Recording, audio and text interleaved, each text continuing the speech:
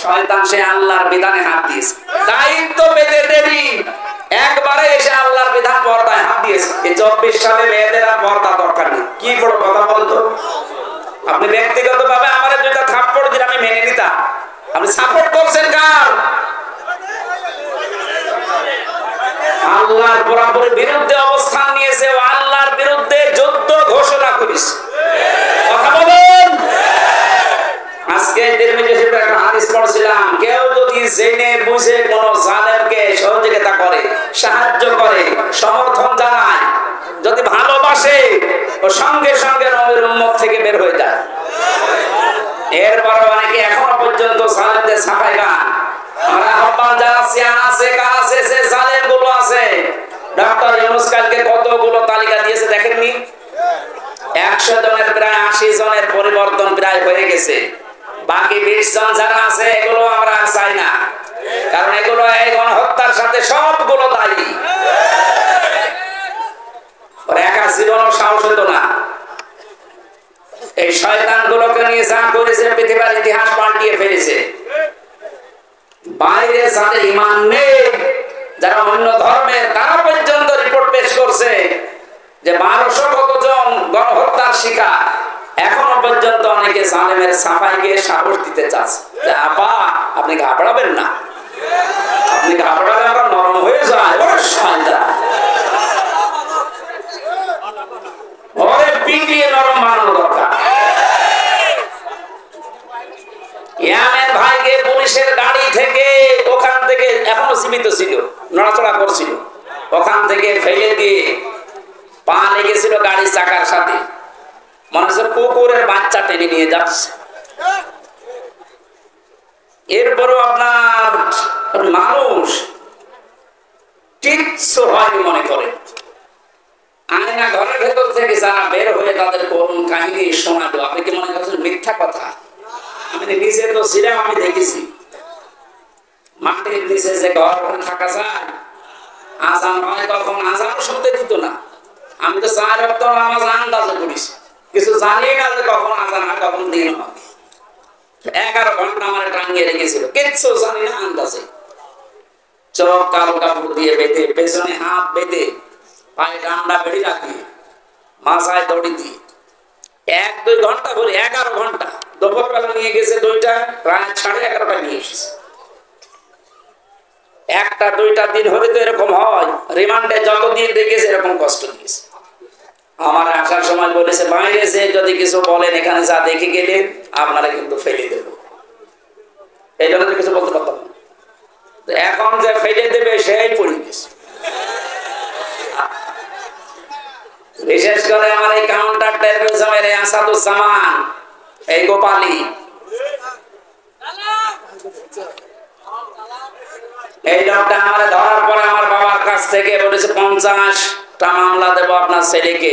আমার বাবা বলেছে মামলা তোর একটাও নেই, মামলা আমরা বানাবো, কালকের ভেতরে আপনি 10 লাখ টাকা দেবেন। আমার বাবা গ্রাম্য মানুষ, জমি জায়গা যেখানে যা ছিল ধার খরচ করে সঙ্গে সঙ্গে 8 লাখ টাকা দিয়েছে। মনে করেছে রিমান্ডে মারবে না, তো শয়তানরা কি মানুষ নাকি? টাকাও নিয়েছে, মাছ ধরে করেছে, মামলা। কত বড় বেঈমান বলুন তো।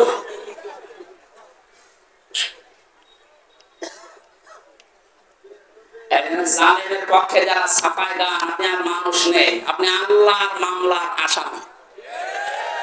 এইটা আমি বানালাম। সূরা সূরা 42 নম্বর আয়াতের প্রথম অংশে আছে। আল্লাহ পাক বলেন ইন্নামাস সাবিলু আলাল্লাযিনা ইয়াজলিমুনা নাস।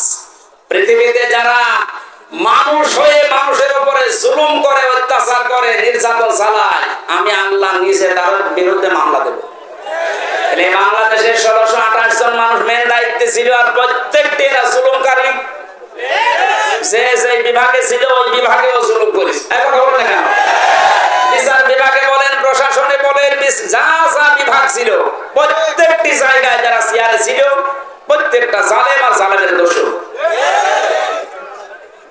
অনেকে বলে আমার হাত বাঁধা, হাত বাঁধা তোর চেয়ারে বসে থাকার দরকার কি? তুই ভ্যান চালা। হাত বাঁধা বলে তুই জালেমকে সাপোর্ট করবি?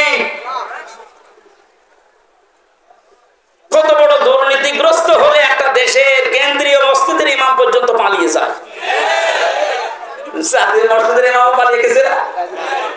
আশ্চর্য, কোথায় পৌঁছেছে দেশটা যে মসজিদের ইমাম পর্যন্ত পালিয়ে গেছে, কারণ সেও নিজেকে নিজে অপরাধী মনে করছে যে জনগণ ধরলে আমারও ছিঁড়ে ফেলবে।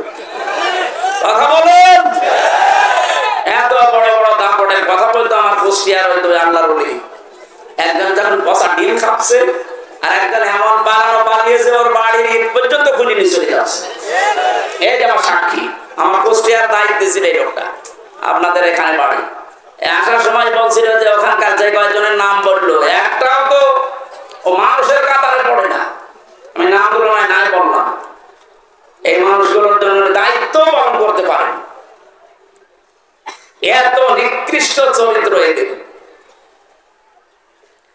নিজে নিজে ভালো আমল করছে, নিজে ভালো থাকছে, এইরকম যারা মনে করছেন, আমি তাদেরকে এই সূরা আরাফের 83 নাম্বার আয়াতটা শোনালাম।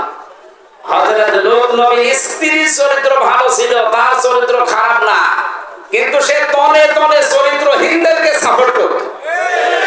বলেন, একটা নবীর স্ত্রী নিজে খারাপ না, নিজে চরিত্রহীনা না, কিন্তু চরিত্রহীন মানুষদেরকে তলে তলে সাপোর্ট করার কারণে আল্লাহ তাকে যদি জাহান্নামে দেয়, আপনাকে দেবে এক আর দুই।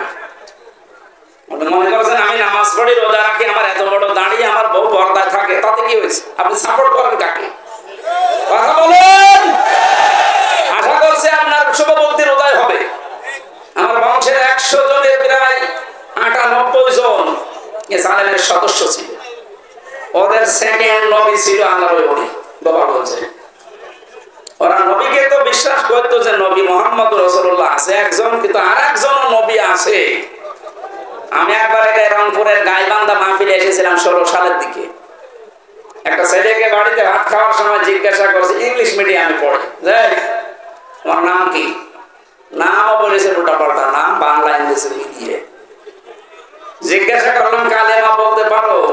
মুখস্থ নেই। মুখস্থ নেই মানে আমাদের নবীর নাম কি? বলছে এরশাদ।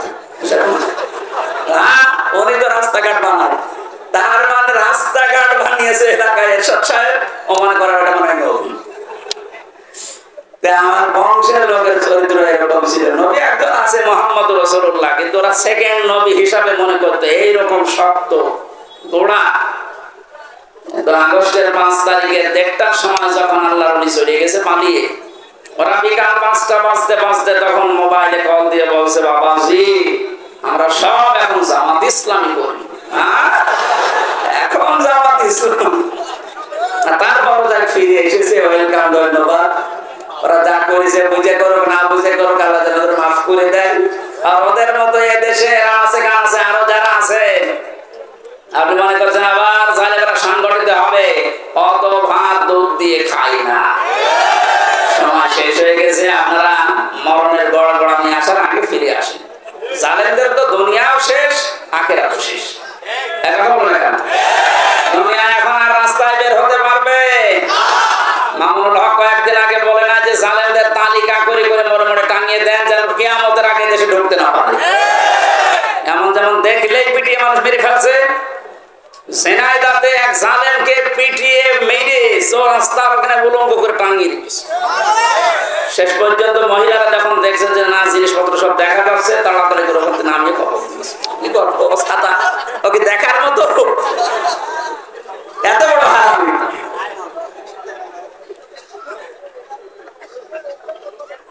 দুনিয়া শেষ আপনাদের, জালেমদের কোন দুনিয়ার জীবন নেই আর, কারণ এখন আর ওই সময় নেই। ওয়ালা ইয়াজিদুজ জালিমিনা ইল্লা খাসারা। দিন যত যাবে জালেমদের শুধু ক্ষতির বৃদ্ধি হতে থাকবে। এই ঘোষণা কার? বলেন। কিন্তু যারা জালেম হয়ে মারা যাচ্ছেন তাদের অবস্থা আরো খারাপ হবে। তারা মামলার আসামি হামজা। কার? চিন্তা করেছে আল্লাহর মামলার আসামি। বাদী যত শক্ত হয় মামলা তত কঠিন হয়। আমার মামলার বাদী যেহেতু রাষ্ট্র ছিল, এই জন্য মামলা জামিন হইতো না। অথচ এই মামলায় অনেকে 1.5 মাস 2 মাস পরে বের হয়ে চলে গেছে, আমার 3 বছরও জামিন নেই। তার মানে আমার মামলার বাদী সলিমদ্দি না, একেবারে সে যাই হোক। তো কিয়ামতের দিন যিনি নিজে বিচার করবেন, নিজে রায় দেবেন, নিজে বাদী, বলেন তো আপনার মাপ পাওয়ার কোন সম্ভাবনা আছে? আমার মতো খালাস পাবেন? আপনি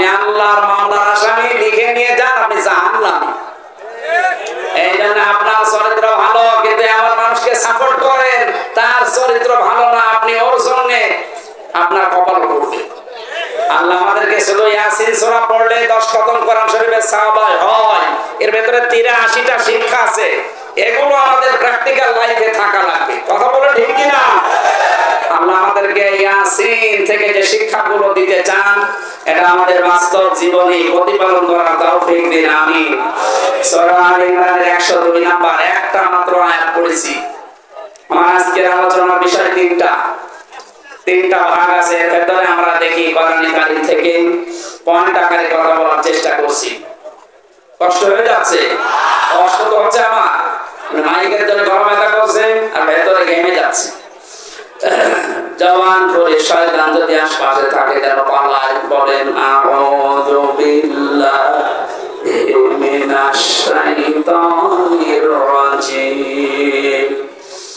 বিসমিল্লাহির রহমানির রহিম।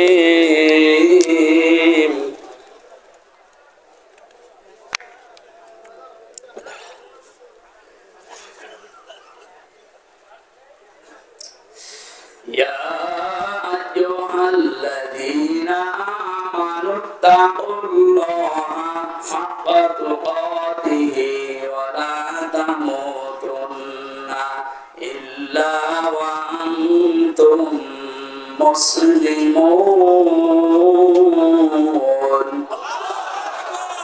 সূরা আলে ইমরানের নামকরণ, ঐতিহাসিক প্রেক্ষাপট এবং কিছু শিক্ষা এখানে আছে।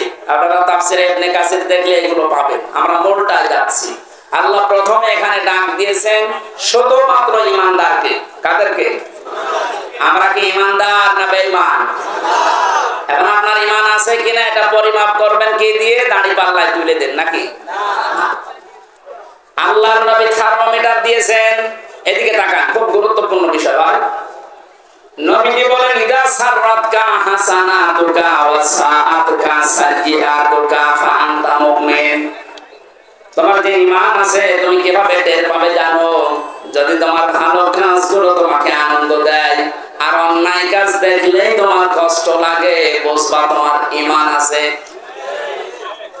দিনাজপুরবাসী এদেশের দিকে তাকিয়ে বলেন তো, ভালো কাজ সবার কাছে ভালো লাগে? অন্যায় কাজ সবার কাছে কষ্ট লাগে?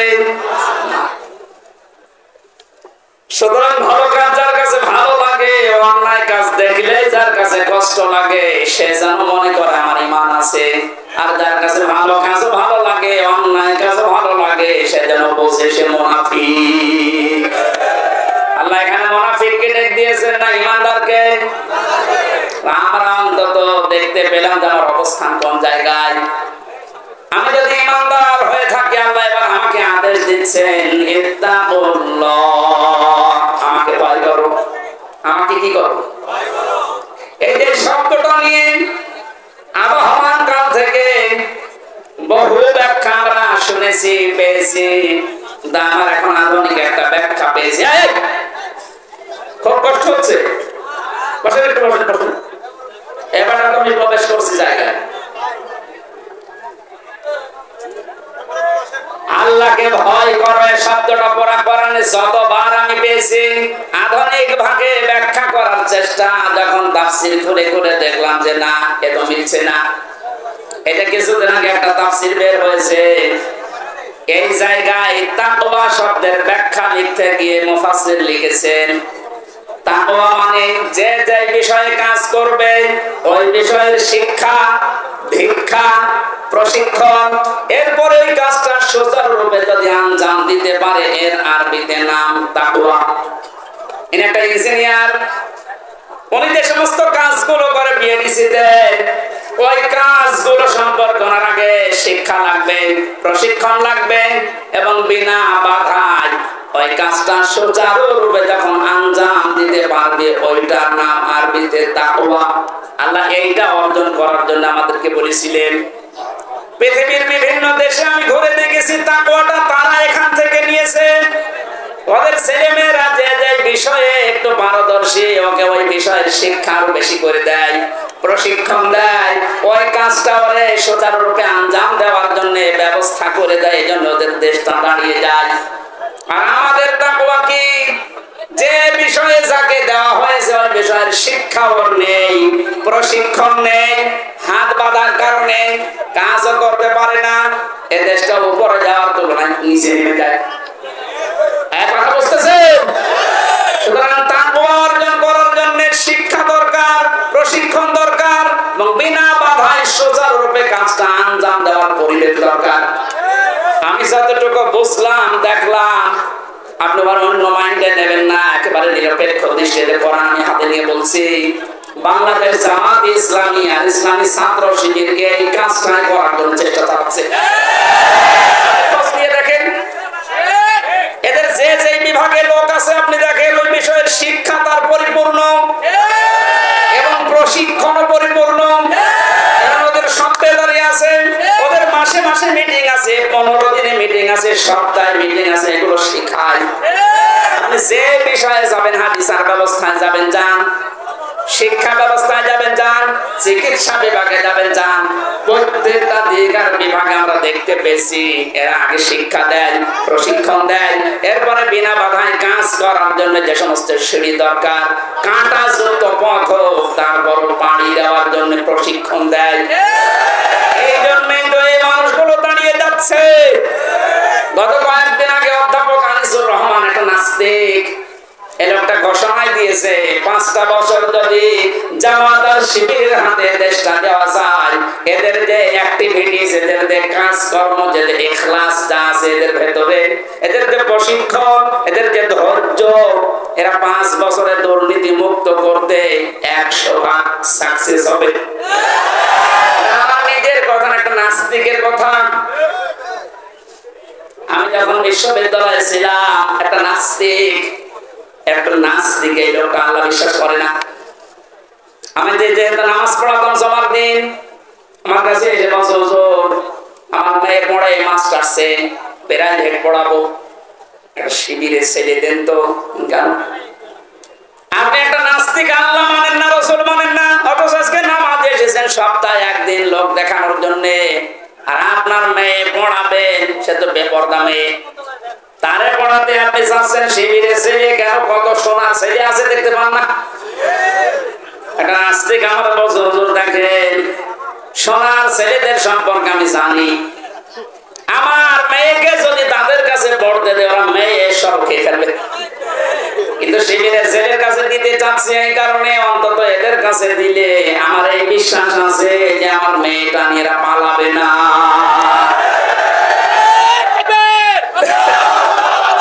ছাত্র শিবির,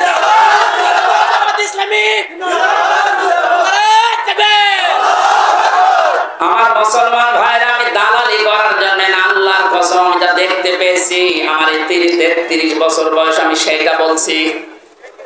আমরা তাকওয়াই বুঝি না, তাকওয়া যারা বোঝে তাদের ধারে কাছে আমরা যাই না। তাকওয়া কত রকমের হয় আমি 9 প্রকার পেয়েছি তাফসীরে। কোন মানুষ যদি তাকওয়া অবলম্বন করে আল্লাহ 27টা উপকার করে দুনিয়া আর আখিরাত মিলে। সুবহানাল্লাহ বলতে পারবেন? এটা তাফসীরে ফি জিলালিল কোরআনে এই তাকওয়ার ব্যাখ্যায় সরাসরি একটা একটা করে পয়েন্ট আকারে আছে।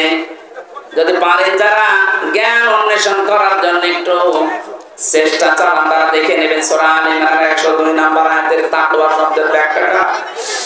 হাক্কা তুকাতিহি, যেভাবে আমাকে ভয় করা দরকার ওইভাবে তোমাদের ভয় করা লাগবে। বাস্তবে আমরা দেখেছি বহু মানুষ আল্লাহকে ভয় করার মতো ভয় করার কারণে দুনিয়া আখিরাত সব পরিপূর্ণ পেয়ে গেছে।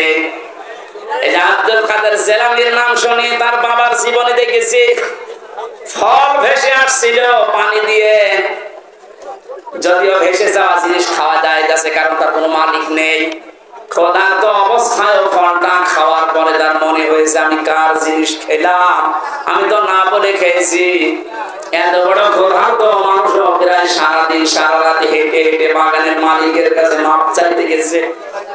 এর নাম হাক্কাতুকাতিহি। আমরা যদি ভয়কে ভয় করার মতো আল্লাহকে করতে পারি, মহান আল্লাহ আব্দুল কাদের জিলানীর বাবার মতো দুনিয়া আখিরাত আমাদের দিয়ে দেবে। ওয়ালা তামুতুন্না, মরো না, ইল্লা ওয়া আনতুম মুসলিমুন, যতক্ষণ পর্যন্ত মুসলমান হতে না পারো।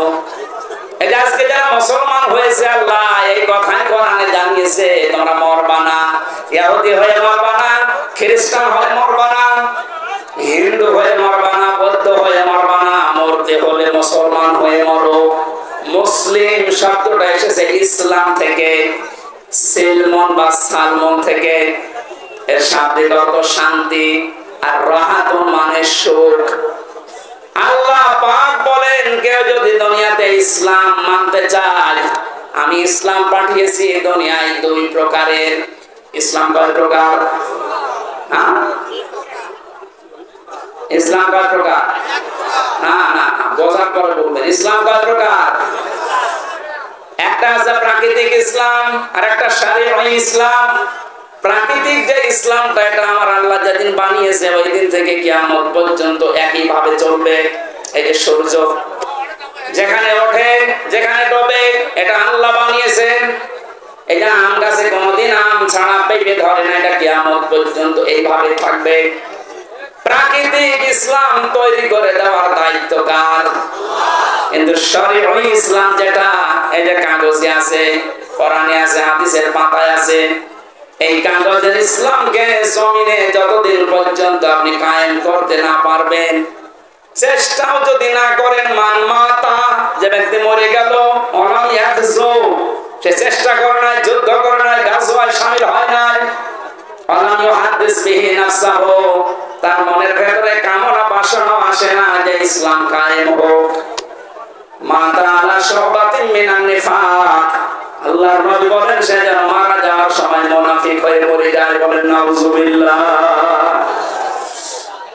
প্রাকৃতিক ইসলাম যেহেতু আল্লাহ নিজে কায়েম করে দিয়েছেন, কাগজ ইসলাম তো আল্লাহ কায়েম করে দেয়নি, দিচ্ছে না, দেবেও না। এটা কায়েম করার দায়িত্ব ফেরেশতাদের। আপনি এইটা না করে মরে গেলে মুসলমান হয়ে মরতে পারবেন না, মুনাফিক হয়ে মরবেন। এরপরে এখনো রাজনীতি মনে হয়। এই যে যতদিন পর্যন্ত কাগজের ইসলাম জমিনে কায়েম না হবে, ততদিন আমাদের বিশ্রাম নেই। যেভাবে হোক এটা আমাদের কায়েম করাই লাগবে। কায়েম যদি হয়ে যায়, এর হালালকে হালাল মানতে পারবো, হারামকে হারাম জেনে ছেড়ে দিতে পারবো। আদখালাহুল্লাহুল জান্নাহ, আল্লাহর নবী বলেন তুমি যেন মনে করবা আল্লাহ তোমার জান্নাতে দিয়ে দিয়েছে। সুতরাং কোরআন কায়েম হলে এটা মিনি জান্নাত হয়ে যাবে। ওই পরিবেশটা আল্লাহ আমাদের চর্ম চোখে দেখার তৌফিক দেন। বলেন আমিন। পারিবারিক জীবন সম্পর্কে যে সমস্ত লেখাগুলো আমার ছিল, এগুলো কারাগার থেকে বই আকারে বের করেছি। মেয়েদের জীবনের উপরে, ওদের উপরে কথা বলা দরকার ছিল, ওখান থেকে নিয়ে যাবেন, ওটা কাজে লাগবে। ওই যে ডানে গাড়ি আছে, মাজলুম এক সাইদের কথা বলছি, এটা পাওয়া যাচ্ছে পিরোজপুর আদালত থেকে, জন আদালত থেকে এটা ছাপানো হয়েছে। দেশবাসীর প্রতি আল্লামা সাইদের খোলা চিঠি ছিল, ওনার নাতির উপরে একটা চিঠি ছিল, আর দেশবাসীর উপরে। এই বইগুলো কারা নিয়ে গেছে, এখান থেকে নিয়ে যাবেন। আল্লাহ